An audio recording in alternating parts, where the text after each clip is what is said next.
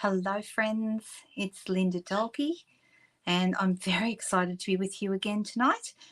This is Sunday night and normally I'm live on a Sunday night. Tonight I'm not live, even though I know it does say, where is it, that little red thing up there says I'm live, but actually I'm pre-recording this because I'm currently, at the time you're watching this, I'm currently overseas and I am wanting to still have something for you while I'm away. So I'm pre-recording this so that we still have some time to spend together, and you guys can still, of course, chat to each other. And I'm going to make something fun. Don't forget, of course, everything you see me use in tonight's video is available for purchase. So if there's something that you see and you'd like to add it to your collection, you can go to my online store. And when I switch over to my desk right now, you'll see on the screen there, I've got my blog address. You can either go there and hit the shop now button, or if you wanted to shop, you can head to my Facebook page, and there's also a shop on website button there. So either way, we'll get you through to the online store, and you can shop 24 hours a day if you want to. You can. I love that you can shop at 2:30 in the morning if you want to.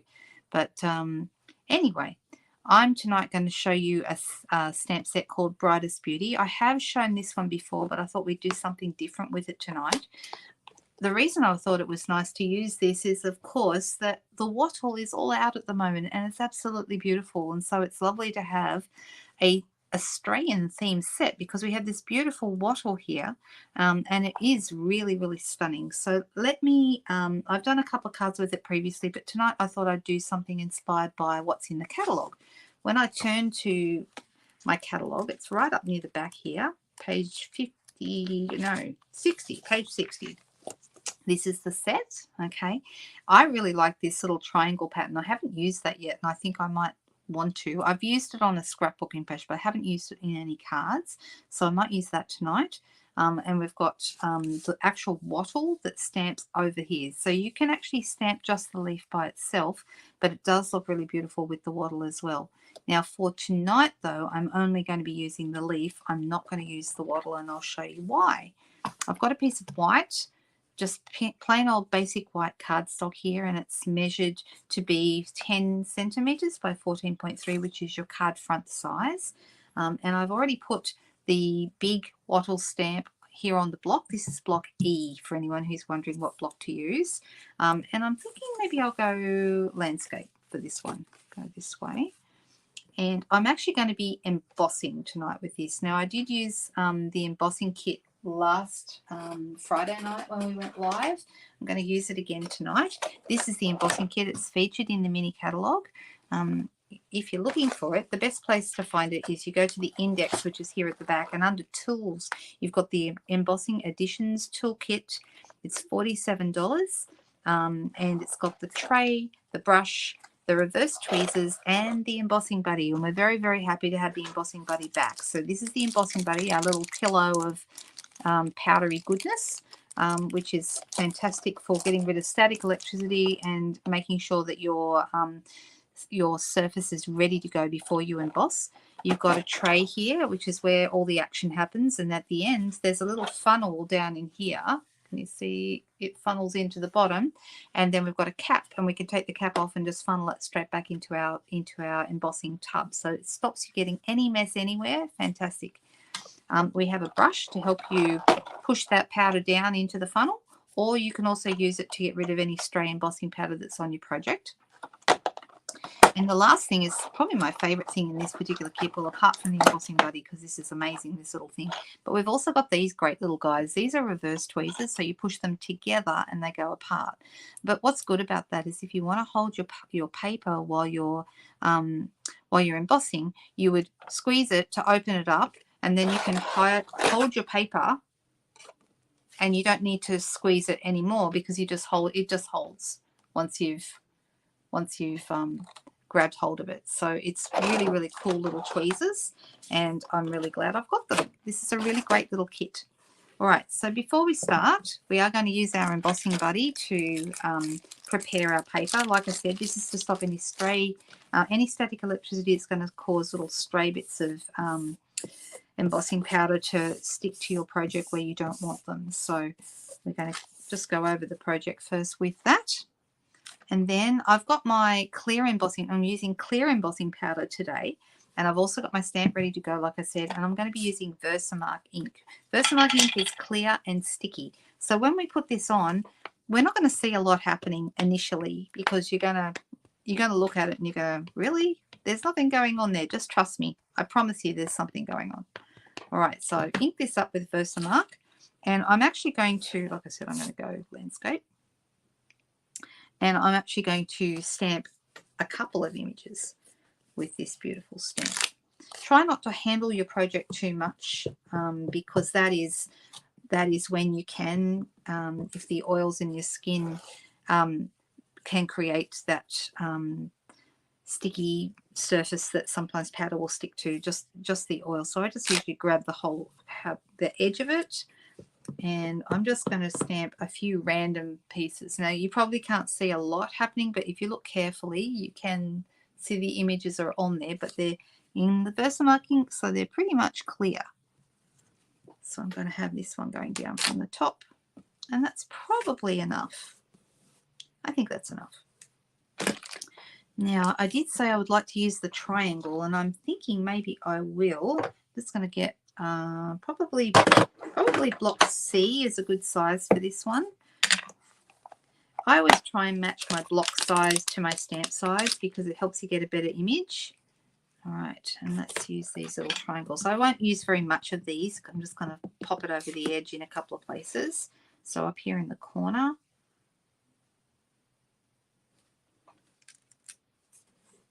It's kind of cute. And maybe a little bit down here. Deciding where I want them to go.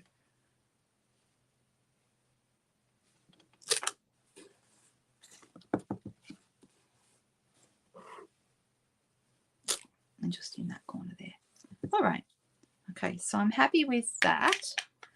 I know it doesn't look like much is happening, but what we're going to do now is we're going to emboss it. So we're going to pour our clear embossing powder on. Once again, you're not going to see a huge amount of difference, but that's okay.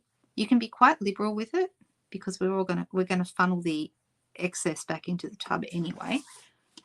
So I'm putting it everywhere where I have put my Versamark ink and my image.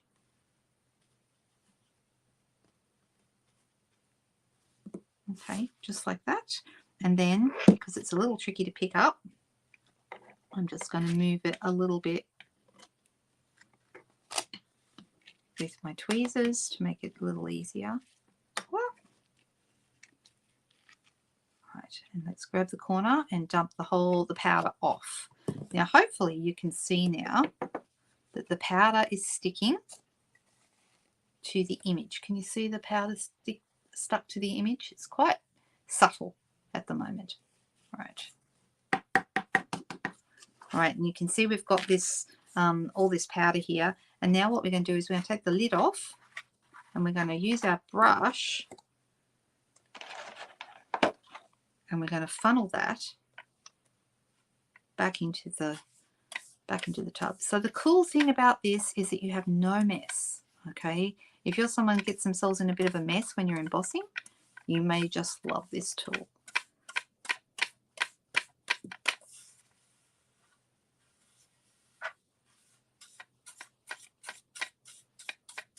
Just takes a moment to get it all back in because we use quite a lot in this case.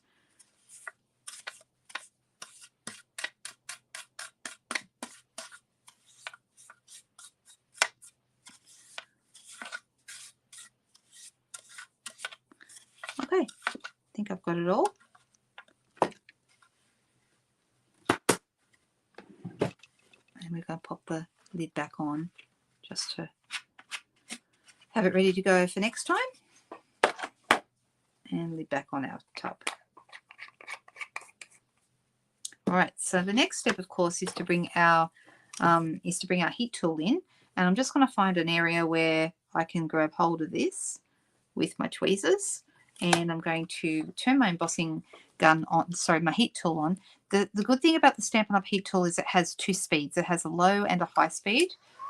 As you can hear, the low speed is quite low, and then the high speed. So I'm just going to, and the tweezers are protecting my fingers so I don't get my fingers too close to the tool because it's very, very hot.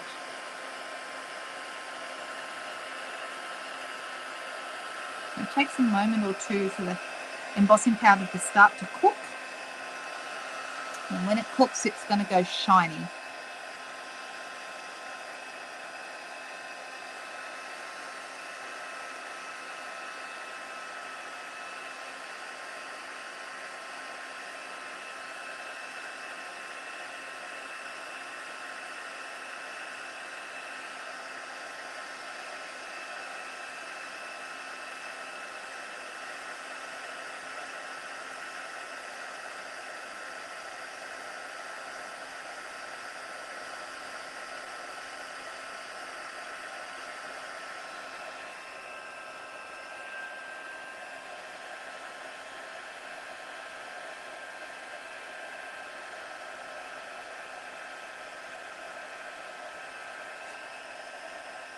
Okay, I'm just going to turn that off for a second. And I'm going to turn it around because I haven't done this end yet. So I'm going to turn it around. But this end, I hope you can see, you'll start to see, you can see it's gone a bit shiny. I've missed a little bit here though. That bit's not shiny, so that bit will need to be reheated. I haven't quite got it, all of it. But now that these bits are all shiny, they're cooked. So I can actually put my tweezers down that end. So let's turn it back on and do the rest.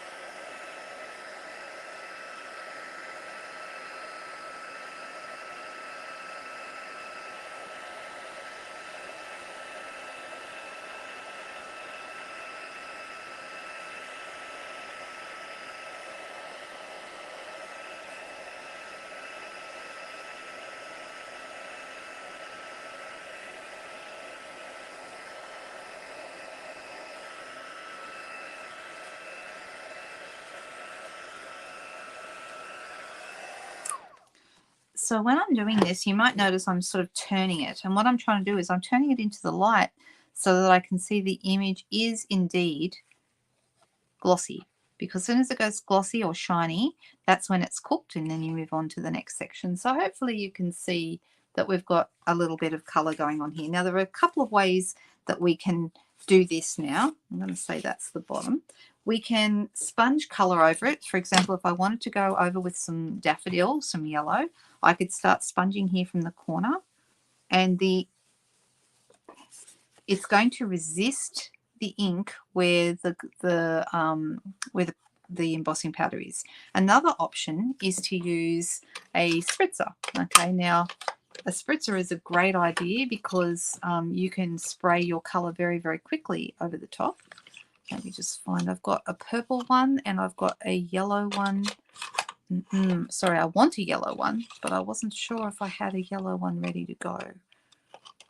I've also got some green. Let's try with some green, because we can always add a little bit of yellow in later if you like. These are, after all, green leaves. So let's try spritzing with this. I'm just going to, so I've got a bit of green in here and some water mixed together. So a little bit of green re-inker, a couple of drops.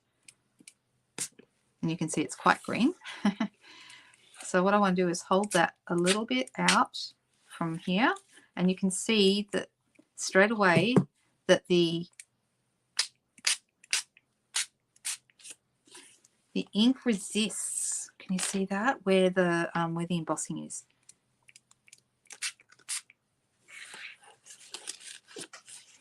Now this is quite dark. This is evening evergreen. So what you could do is water this down a little bit by adding more water to it. It might be a little dark for a lot of people, I think.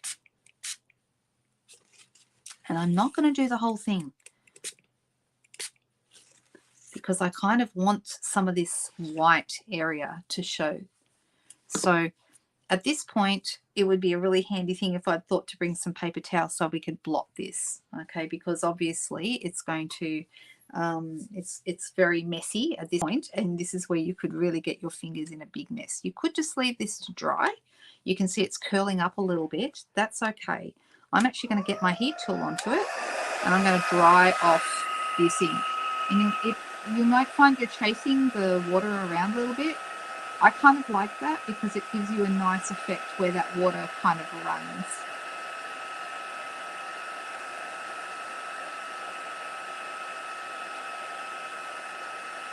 So this is what we call emboss resist.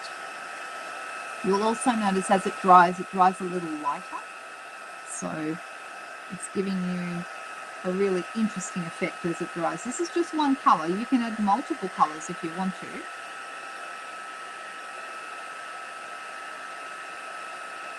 Now where the color was, where the water or the ink was strongest, it's staying darker in those areas.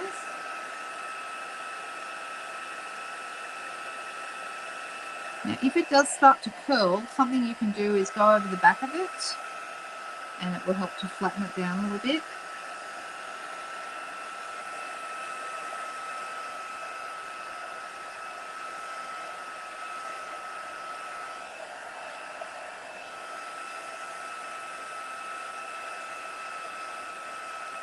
So the green in this is evening evergreen. So it's curling up a bit, so I'm going to just make it go back down the other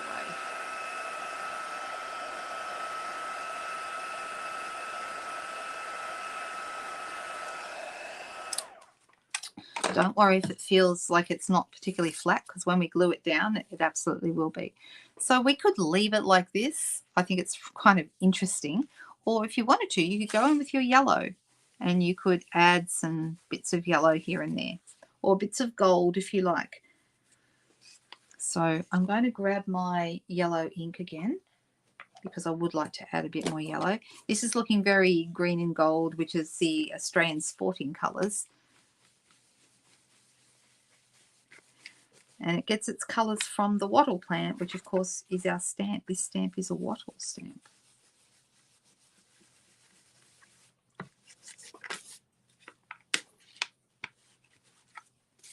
Now this might be a bit messy for some people, but you know, I don't mind the odd messy technique. They're a bit of fun usually.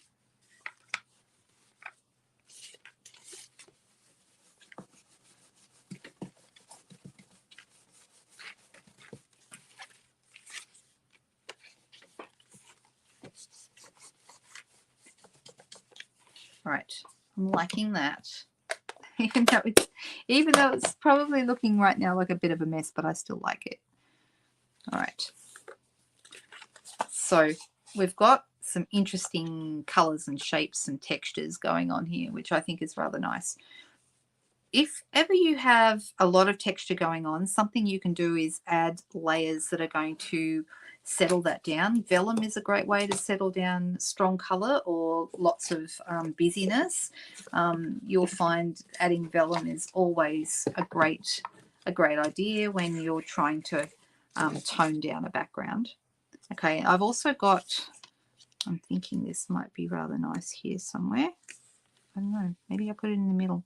I don't know, what do we think? I'm just still deciding whether I want to do that. So I'm going to use soft succulent cardstock.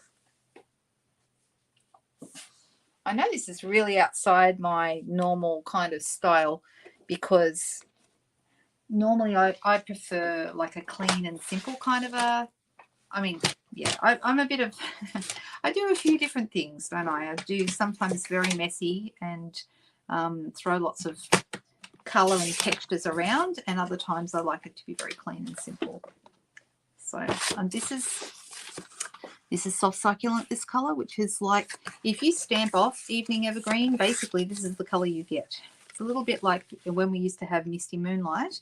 If you stamped off night of navy, you get misty moonlight. So it's very similar kind of colour. All right, so that's a little, actually that's a little shorter, so I'm going to add that in. So let's see, yeah, it's a little bit shorter than usual, so I'm going to make that a little shorter as well. Do I love this? Not yet. I think I will though. I think I'm going to love it. Okay, I need to grab my, you could use Tombow, although in this case, because the paper's a little not flat at the moment, sometimes when it's like that, your seal adhesive is a very good choice for that. So let me just grab my seal. Oh, dropped it on the floor, that's why I can't find it.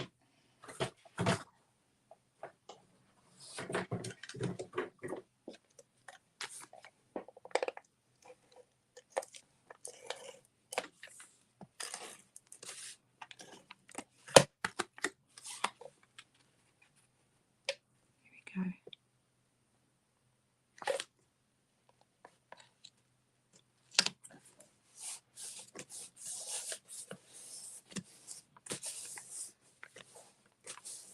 So I'm deciding whether we should add some gold to this. That might be a good choice, or whether vellum is a better choice.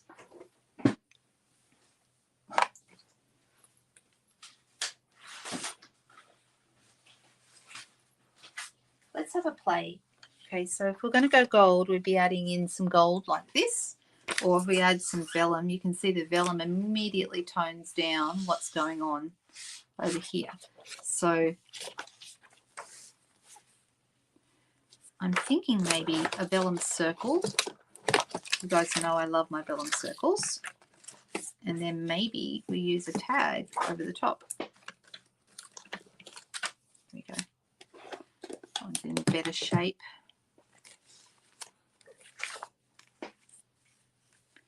So maybe, yeah, maybe let's grab a vellum circle for our project here.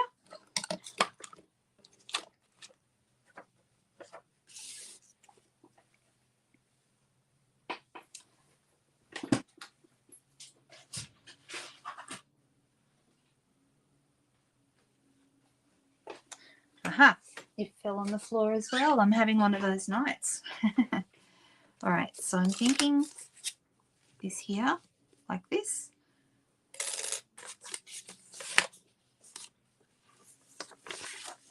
And I'm wondering whether it should go over this very dark spot, although that kind of adds a lot of contrast. Or maybe you know what, I think maybe in the middle is better. And do we go landscape? I think we do. I think we do go landscape. Right, so let's see. In our little stamp set here, the Brightest Beauty stamp set, we have a So Proud of You, wishing you a happy retirement. No beauty shines brighter than that of a good heart. And this one that I think is my favorite, you are always stronger than you think. I remember when I went through some hard stuff some years ago, someone said that to me and I felt like I don't know, it wasn't what I wanted to hear. I felt like that was, I don't know, I didn't believe her, I guess. But she was right. We are all stronger than we think.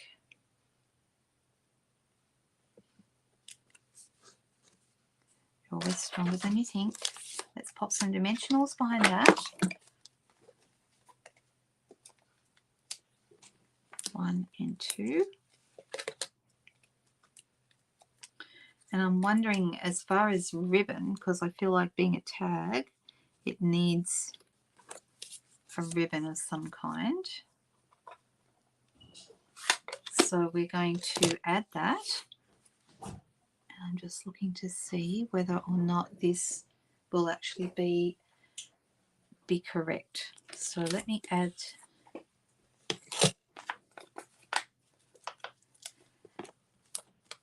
some more dimensionals behind that, and then we'll see whether what type of ribbon we need to add.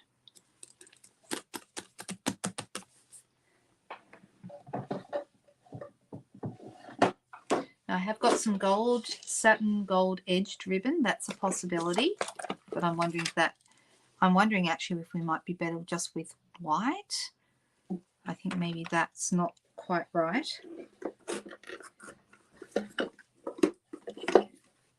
This is the ribbon. Oh, maybe it is. You know, that is a nice ribbon for this. All right, let's give that a try.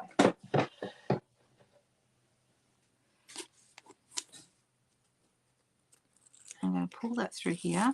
And rather than tie a bow, quite frequently what I like to do instead of a bow is like, this is probably my favorite way to do ribbon that's coming out of a tag like this, because a bow can be quite bulky. So I'm just going to cut off the ends, just like that. And then I'm going to get some twine. Now, any twine is good, but I'm a big lover of the linen thread. I've been known to say, and I'm going to say it again, that everyone should have some linen thread in their collection, because you can use it in so many different ways, so many different times.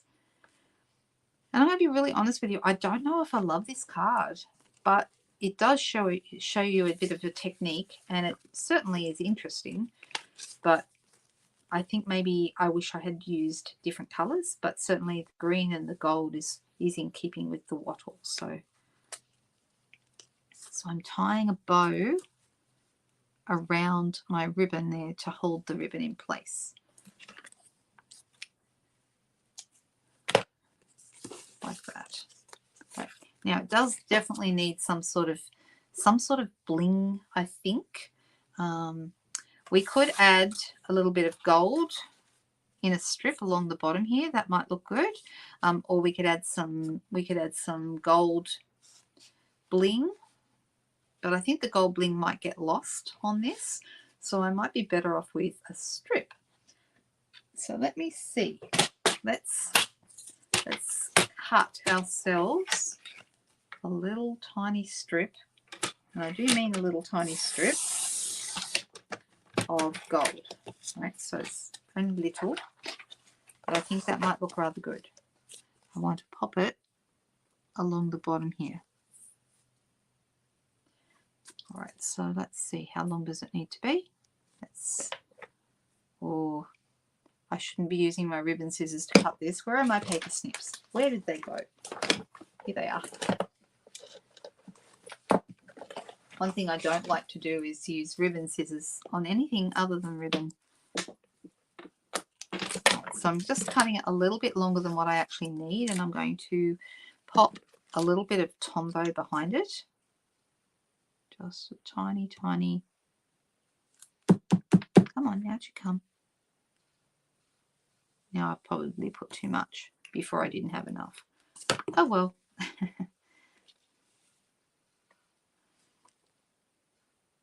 I'm going to slide that off the edge, and I'm basically going along that perforated line, using that perforation as a guide. It's not stuck yet because Tombow being a liquid, it takes a little bit of time to dry. So yeah, I think that does look rather nice. So what we're going to do now is we're going to cut off this piece in line with the end of the tag, and this piece in line with this edge here. And I think that looks okay. What do we think? I mean, it's not my normal style, that's for sure. But I kind of like the way the leaves have come out. And I love these little triangle bits. Love that. I think maybe the green is a little darker than I would like, but it does work.